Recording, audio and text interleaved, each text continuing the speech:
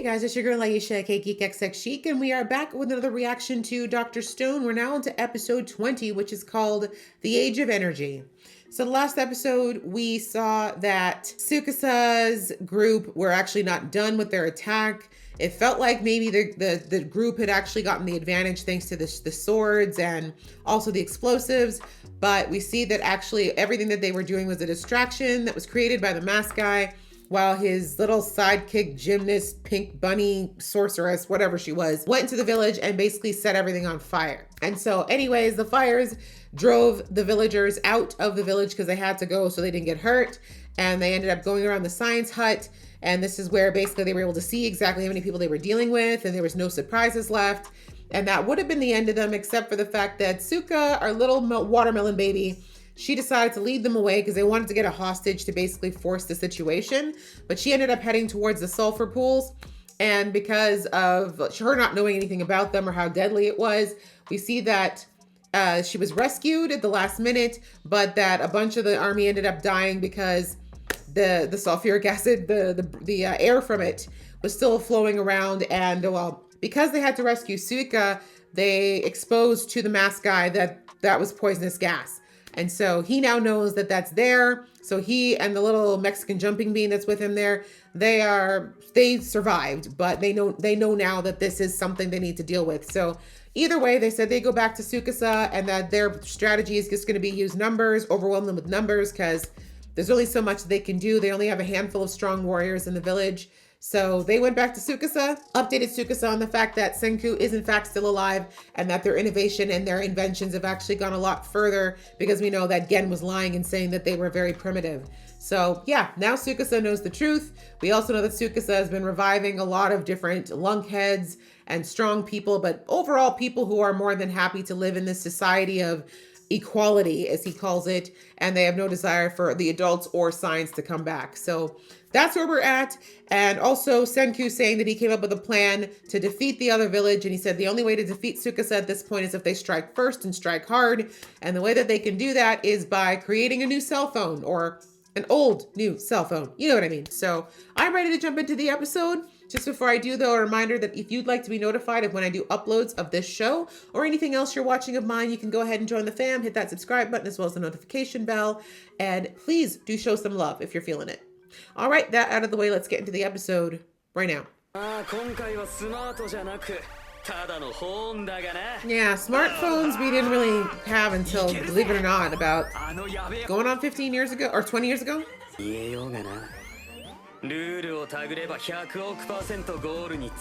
Exactly.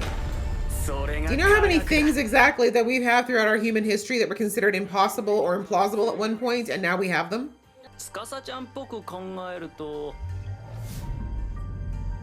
Oh, not the hair blowing in the breeze, really? Oh wow, he's morphing.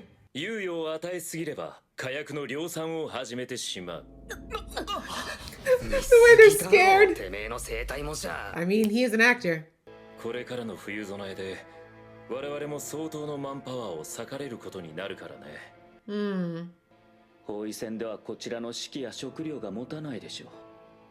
You sure? It's too late now. But yeah, it's true. I thought about that last episode too. Or used as hostages. Yeah. Didn't I say?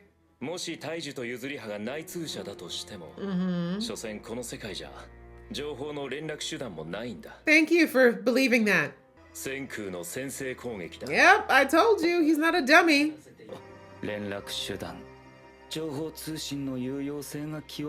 Yep, look at you all thinking along the same lines. If only you were on the same side.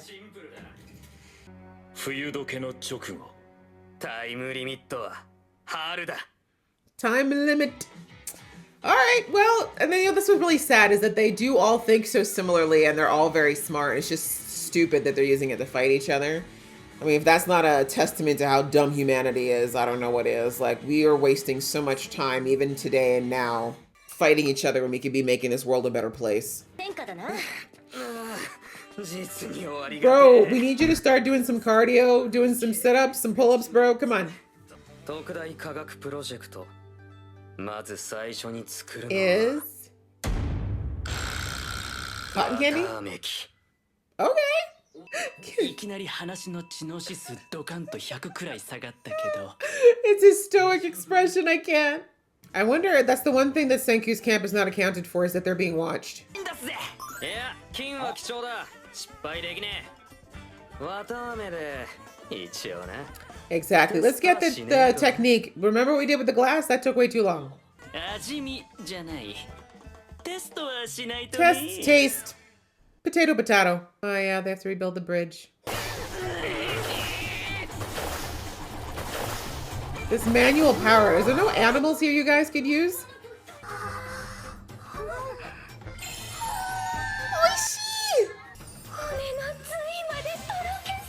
Ma'am, it's just sugar. Relax. Not his hair. See how size is amazing? Wow, okay, they just fell in love. わざわざ家事で材料を作ってくれちゃったホムラちゃんにも感謝だ Bet you Homura-chan wants some and she can't have none. ホムラっつうのはどういうタイプ Exactly. の女 Let's get some intel quick. わかるか Quickly. いやそういう話じゃねえと思うぞ Right? Does this man ever give any inclination that he cares about? Thank God he knew. Okay. He don't like girls like that right now? Oh. I mean, they've lived their lives.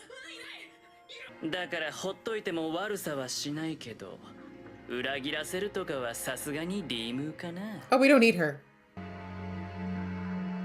Imagine sitting in a tree for like months because a man asked you to.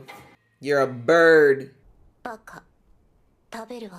We'll see how long you last, sis. だろ甘味の誘惑ってのは半端ねえ心揺らぐやつが出るかもしんねえだろうが It's true. A lot of those are over there because they think they can't do any better. But when they find out, like, not all technology is bad. それとは別にただ一人の女の子にお菓子をお裾分けしたかった Okay. Sure. Let's believe that.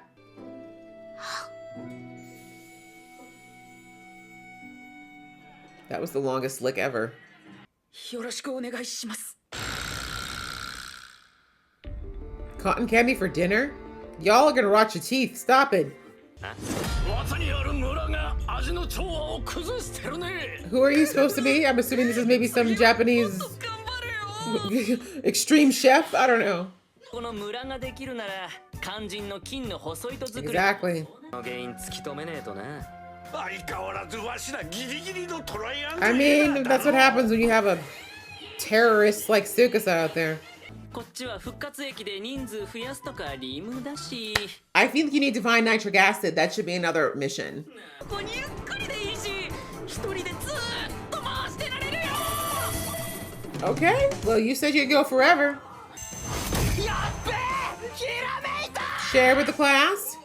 人に構ってる場合じゃねえぞこれからてめえら全員地獄の作業が待ってんだ You know, the fact that he loves assigning people a lot of hard work really bothers me. Like, people should be more scared. 完成したぜセンク Done. What's done? 丸3日鉄 To the point where he grew facial hair. You know it's serious. Electricity on the way, baby! I mean, good for him for coming up with that with never seeing a water wheel before. Exactly. See, this is what I was saying. Tsukasa has no idea. This is going to keep happening.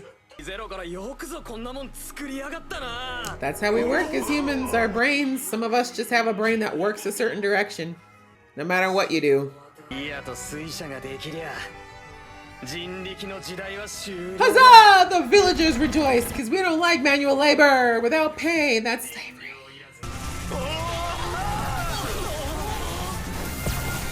マンパワーをぶっちぎる動力の時代だ Yes.